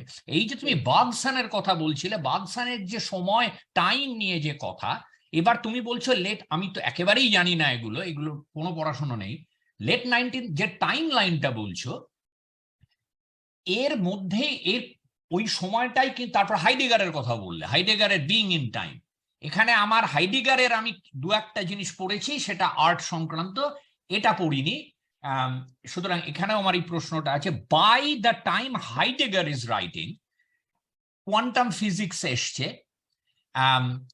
আইনস্টাইনের জিনিসপত্র এসছে, সেখানে কিন্তু বলা, আমি এটাও আমার বাইরে থেকে মন্তব্য, যে একেবারে অজ্ঞতার জায়গা থেকে, যে time is mathematically, time exists, time is a thing, time মানে টাইমটা আমি convention, time is a convention, যে আমি দেখছি টাইম ইজ, আমি আগে ভাবতাম কি ইয়াং বয়সে যে time is decay of objects, decay of মানে ম্যাটার, ডিকে অফ ম্যাটার, কিন্তু ম্যাথমেটিক্যাল কনসেপ্টে কিন্তু কোয়ান্টাম ফিজিক্সে বলছে টাইম স্পেস নিয়ে তো রিয়েলি একটা কংক্রিট এক্সপেরিয়েন্স, তাহলে সেটার সঙ্গে এই বাদসানেরটা আমার মনে হচ্ছে যাচ্ছে না, বা আমার বোঝার ভুল হতে পারে। এই দুটোর সম্পর্ক বা কনফ্লিক্ট নিয়ে যদি একটু বলো। না, এখানে যে বার্গসন যে করছে, he is thinking about time as a philosophical framework. I think he's critiquing the spatialization of time, and this is, I think, the book. This is 1890s, late 90s বইটা। তারপরে he follows it in his early 1900 book. But here is the critique is of the factory time, the industrial time, and here time then becomes a metaphor of cultural world, right? I think that is what. Not, I mean, it's not a scientific or a mathematical. আচ্ছা, তাহলে ওটার সঙ্গে কোনো conflict না দেখলেও মানে হতে পারে। এটা দেখো, যখন হাইডেগার লিখছে বিং ইন টাইম 1929 and 27-29, তখন তো অলরেডি এগুলো নিয়ে কাজ হচ্ছে Einstein. For him he is Heidegger is thinking very philosophically. Like, his book is, majority of the book is is the critique of philosophers who come before him, starting from Socrates, Plato, Kant, Hegel, oderke critique kore kore, then he argues for a very for ontological experiential time, I think. I mean, very flatly put. It's probably, it should not be said in that way, but I think they are not, most philosophers of this time are not critiquing, let's say, the quantum or the mathematical let's say frameworks of time. I think the critique, at least for Bergson, is a cultural idea of spatialized time, not so much about. আমি এখানে আর এটা নিয়ে বাড়াবো না। আমি জানি এই প্রশ্ন দুটোর বাইরেও আরো দুটো প্রশ্ন আছে, কিন্তু আমার ভয়টা হচ্ছে এই প্রশ্নগুলোর, আমি আগে থেকেই বলেছি, প্রশ্নও করবে এবং উত্তর দেবে সংক্ষেপে, কারণ নইলে আমরা টাইমের বাইরে বেরিয়ে যাব। টাইম নিয়ে কথা হচ্ছে তো, সময়ের বাইরে বেরিয়ে যাব, কারণ শেষে গিয়ে অভিরূপের ফিল্মটা নিয়ে কিছুটা ফিডব্যাকের জায়গা রাখতে হবে। সুতরাং অভিরূপের আরেকটা প্রশ্ন ছিল, তারপরে শান্তির একটা প্রশ্ন ছিল।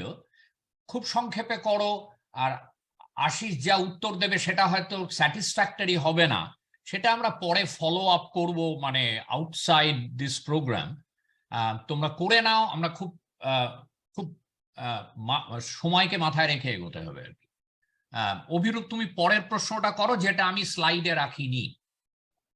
আচ্ছা, পরের প্রশ্নটা অলরেডি দাদা আশিস অভিকুন্তক দা অলরেডি আমাদের একটা উত্তর দিয়ে দিয়েছেন ব্রিফলি। সেটা হলো যে আমরা মিনিং মেকিং এর সময়, এটা আপনি আগেও একটা ইন্টারভিউয়ে একটু বলেছেন, খুব বেশি ডিটেলসে যাননি, যে অন্টোলজিক্যাল একটা কাটির কথা বলছেন, আরেকটা বলছেন ডিউরেশনের, আরেকটা বলছেন যেটা এপিস্টেমোলজিক্যাল। এটা আপনি একটু আগে একটু বলেছেন সামান্য, ফলে এই প্রশ্নটা নিয়ে আর খুব কথা বলার জায়গা বোধহয় নেই, একটু যদি অল্প করে বলেন।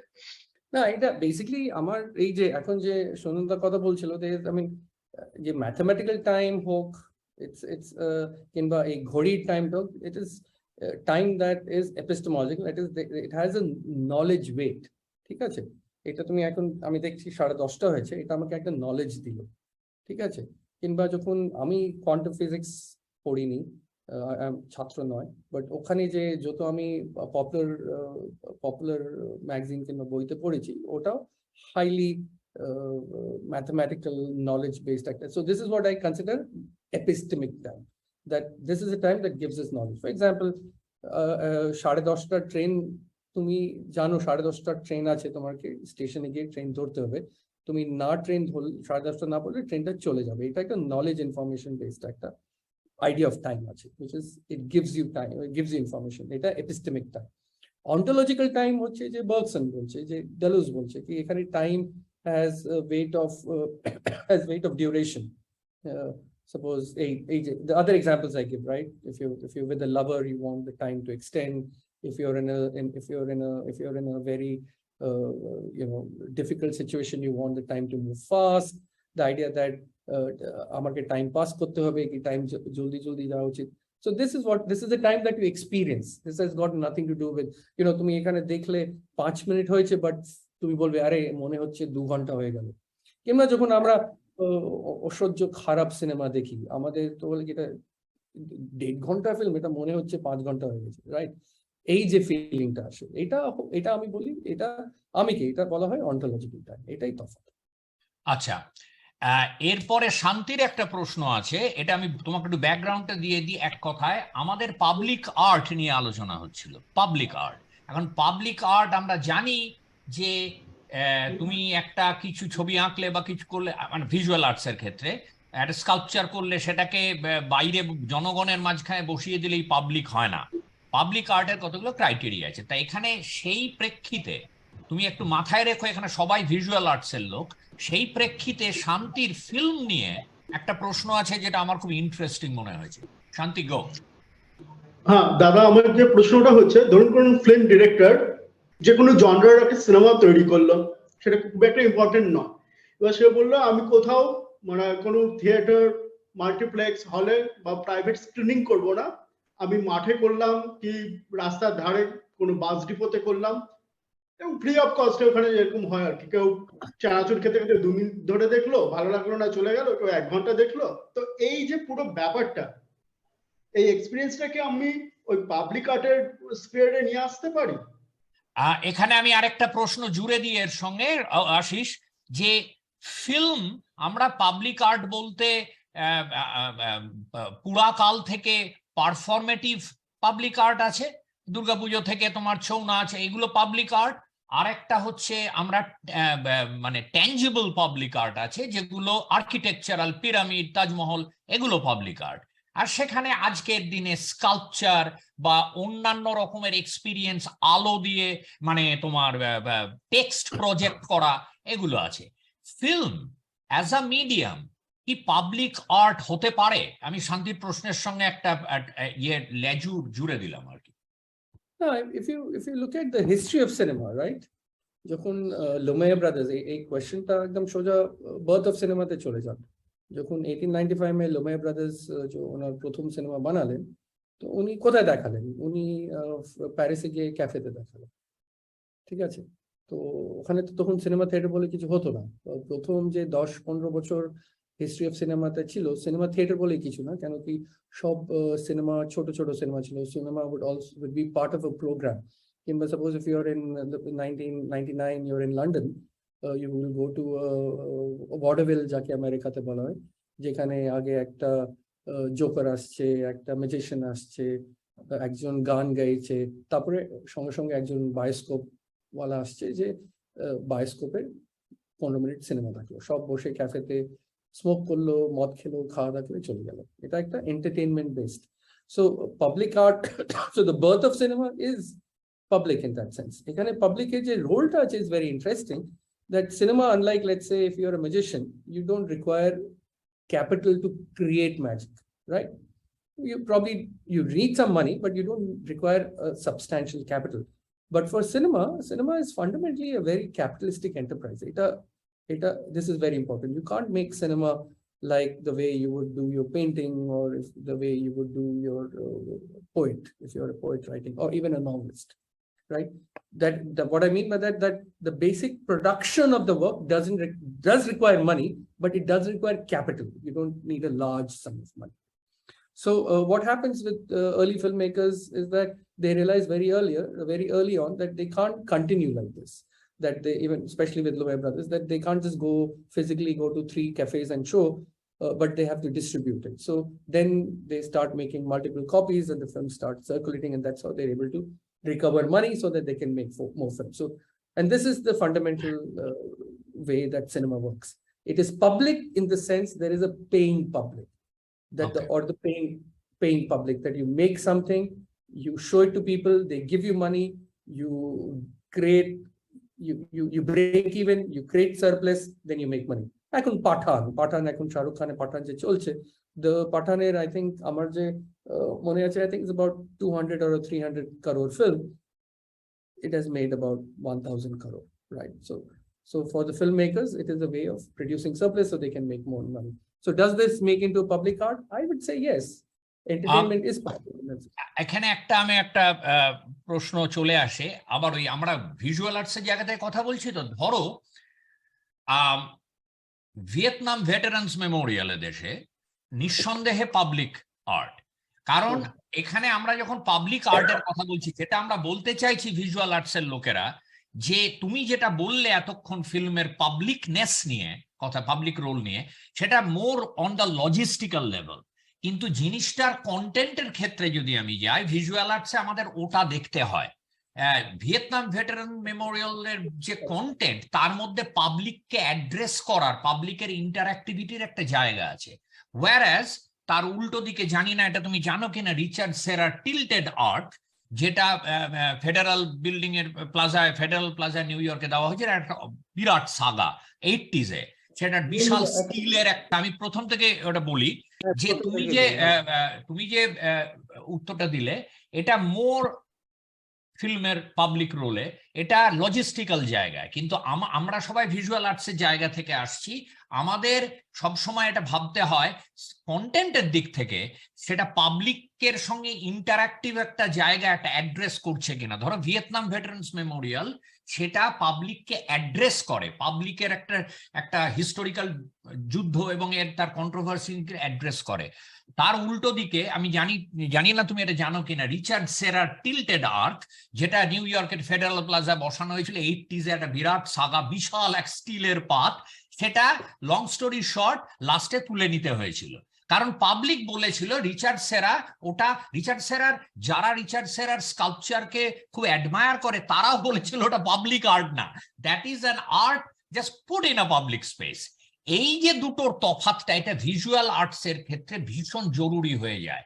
আমি একটা, ধরো বিল্ডিং এর গায়ে প্রজেক্ট করছি, জেনি হলজার এর যে আছে বিল্ডিং এর গায়ে টেক্সট প্রজেক্ট করছে, আর আমি উল্টো দিকে বিল্ডিং এর গায়ে প্রজেক্ট করছি একটা আমার ভীষণ পার্সোনাল কিছু চিন্তা ভাবনা, পার্সোনাল কিছু সেটা প্রজেক্ট করছি। বিল্ডিং এর গায়ে প্রজেক্ট করাটা এখানে পয়েন্ট না, পয়েন্ট হচ্ছে সেটা পাবলিকের, জেনি হলজার এমন এমন টেক্সট প্রজেক্ট করে যেখানে পাবলিকের একটা ইন্টারাকশন থাকে সেখানে।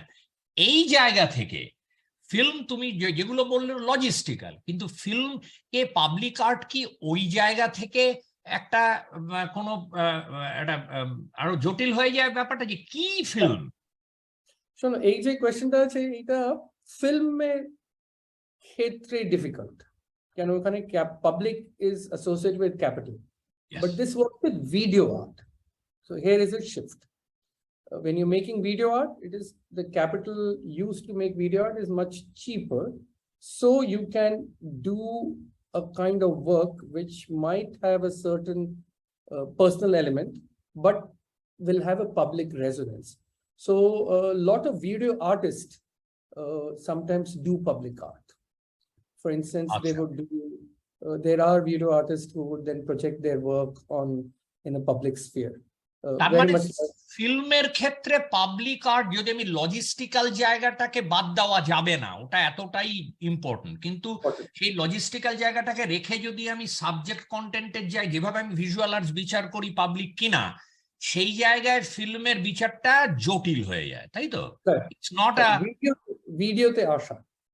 আচ্ছা, ফর এক্সাম্পল, বিকজ তুমি ভিডিও আর্টে কি হয় কি, which is like তুমি আজকে চলে যাও কোনো একটা মিউজিয়ামে, ফর ইনস্ট্যান্স তুমি দেখবে একটা মনিটরে একটা জিনিস চলছে, ইউ কাম 2 মিনিট হেডফোন লাগালে চলে যায়। কিন্তু আমি ওটাকেও পাবলিক আর্ট বলছি না, কারণ সেদিক থেকে ধরলে সব মিউজিয়ামই তো পাবলিক, আমি ওইটা বলছি না। So in the same way, you have some artists who have tried this to project a video or a film in a public space.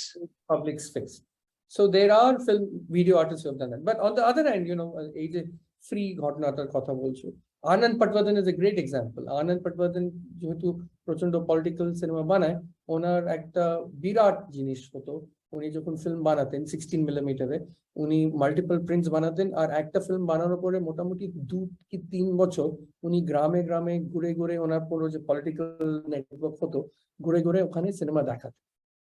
ওইটা ওনার আমার মনে আছে ওনার কাছে একটা 16 মিলিমিটার প্রজেক্টর ছিল, আর ওনার একটা গাড়ি ছিল, কিংবা ভাড়া করে প্রজেক্টর নিয়ে গ্রামে গ্রামে বম্বের বস্তিতে, ইসলামে উনি গিয়ে দেখাতেন।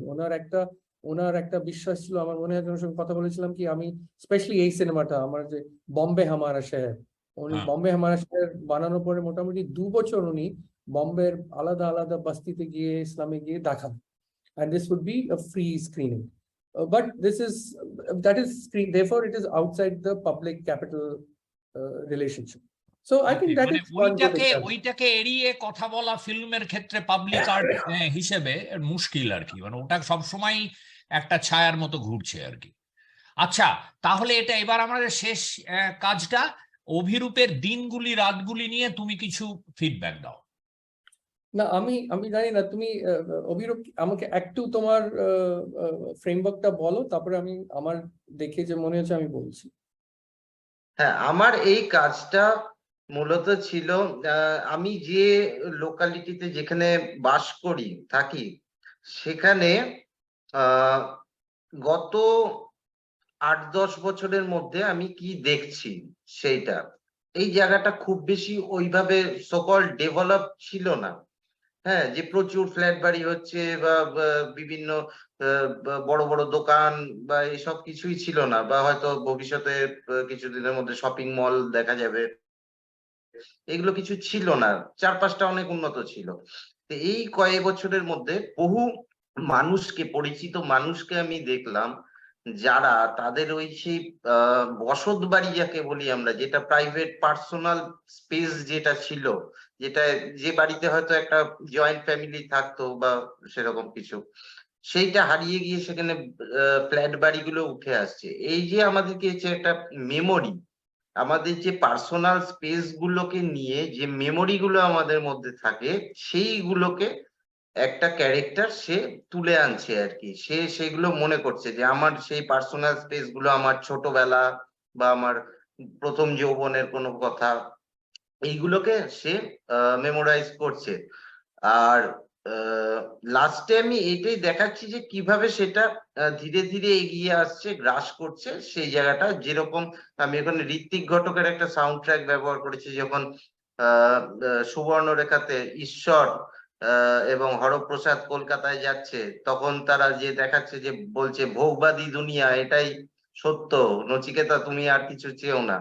সেই যে জায়গাটা ধীরে ধীরে আমরা আমাদের কিভাবে গ্রাস করে ফেলছে আজও আর কি, এই যে অঞ্চলটাকে, এখানকার এনভায়রনমেন্ট থেকে শুরু করে সবকিছুকে, সেইটাই আমি ধরতে চেয়েছিলাম একটা মানুষের কাহিনীর মধ্যে দিয়ে। যে একটু হয়তো একজন বোঝা যাচ্ছে, সে বলছে যে আমি অনেকদিন কিছু লিখিনি, লিখতে পারছি না, বোঝা যাচ্ছে সে একটা ব্লকের মধ্যে দিয়ে, ক্রিয়েটিভ ব্লকের মধ্যে আছে, সে লেখালেখি করে, তার মধ্যেও তার এক একটা কবিতার কথা মনে হচ্ছে কখনো। অর্থাৎ যেটাকে আমরা অনেকটা বলি মনোলগ, ইন্টেরিয়ার মনোলগ, অনেকটা সেই ইন্টেরিয়ার মনোলগের কায়দায় তার মাথায় যে চিন্তা ভাবনা গুলো আসছে সেইগুলোই দেখানো হচ্ছে। এবং সে এটাই ভাবছে যে আমার বাড়িটাও ধীরে ধীরে হয়তো একদিন এইরকম এক চেঞ্জটা এসে যাবে, যেতে পারে।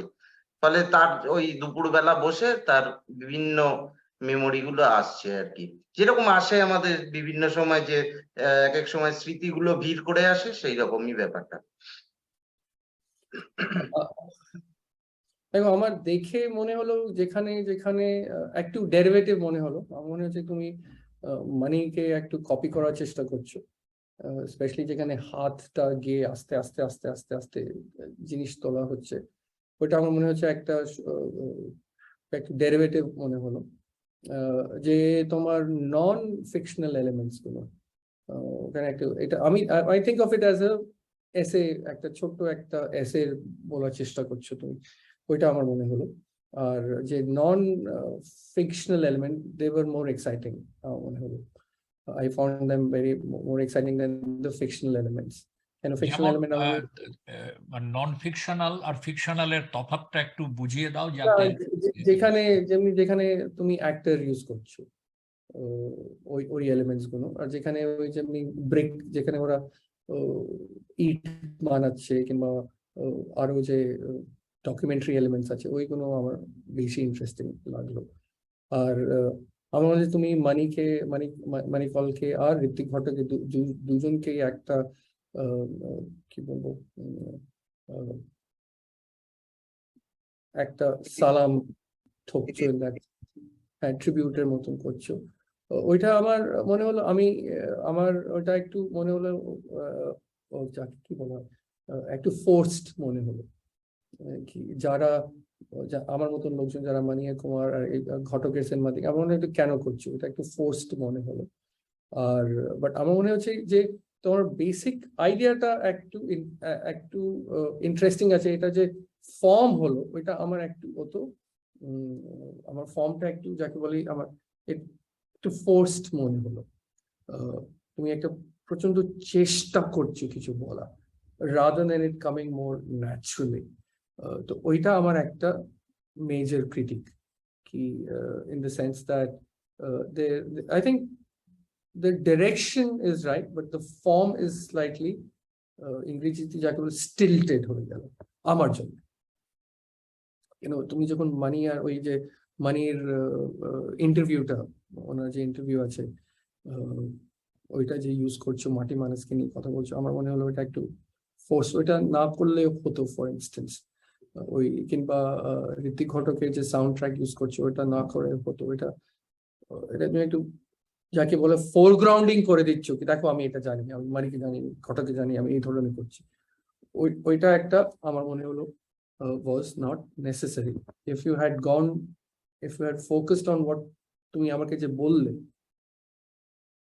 ওইটাতেই করলে, I think it would have moved into a much more freer, liberated form. এটা আমার ক্রিটিক। কেউ তো এই যে ব্যাপারটা যেটা বলছেন যে আপনি যে হাতের যে ইয়েটা দেখানো, বা আমার যদি এরপরে কখনো দরকার হয় তাহলে আমি কিভাবে দেখাবো? কারণ মানে সেখানে তো বারবারই এটা আসবে যে ও তাহলে রেফারেন্স নিচ্ছে। এটা তোমাকে ডিসাইড করতে হবে, এটা তোমাকে ডিসাইড। এটা তো আর্টিস্টদের চিরাচরিত সমস্যা, ফিল্ম শুধু না সবকিছুতে। এটা তো তোমাকে, এখানে তুমি যে হচ্ছে কি তুমি ভালো আঁকতে পারছো, বাট তোমার ওখানে আমি তোমাকে পাচ্ছি না, আমি আর কাউকে পাচ্ছি। মানে এটা খুবই নেবুলাস একটা ব্যাপার। এটা এটা তো অবজেক্টিভ ওই রকম ভাবে না, নেবুলাস অনেক সময় অবজেক্টিভ হয়, অনেক সময় খুব নেবুলাস থাকে, সেটাকে কাজের মধ্যে দিয়ে বুঝতে হবে। আমি একটাই জিনিস বলে দিই, এটা মানিকল প্রচুর বলতো, এটা আমি হিন্দিতে বলছি कि आपको अपना स्वभाव खोजना है। तो इसमें क्या हो गया है कि आपके स्वभाव में और व्यक्तियों का छाया है, तो उस छाये से आपको निकलना पड़ेगा, आपको अपना स्वभाव खोजना पड़ेगा। और ये जो स्वभाव खोजने की बात है ये बहुत ही आसान नहीं है, तो ये आपको खोजना पड़ेगा। इसमें अगर मैंने ये फिल्म देखी तो मुझे लगा कि आपका अपना स्वभाव नहीं है, आप और लोगों के स्वभाव या और लोगों से इंस्पायर्ड हो रहे हो और वो कर रहे हो। इसमें अगर आप अपना स्वभाव खोजें तो हो सकता है आपको पता चल जाएगा आपको वो हाथ कैसे हिलाना है। আচ্ছা, আপনাদের কাছে বলা রইল, আবারও বলছি, নিচে কমেন্ট বক্সে অভিরূপের ফিল্মের লিঙ্কটা আছে। আপনারা যদি এই ফিডব্যাকের প্রেক্ষিতটা ধরতে চান তাহলে ফিল্মটা একবার দেখতে হবে। তাহলে আজকে খুব ভালো আলোচনা হলো এখানে। আমরা তাহলে আজকে শেষ করি এখানে।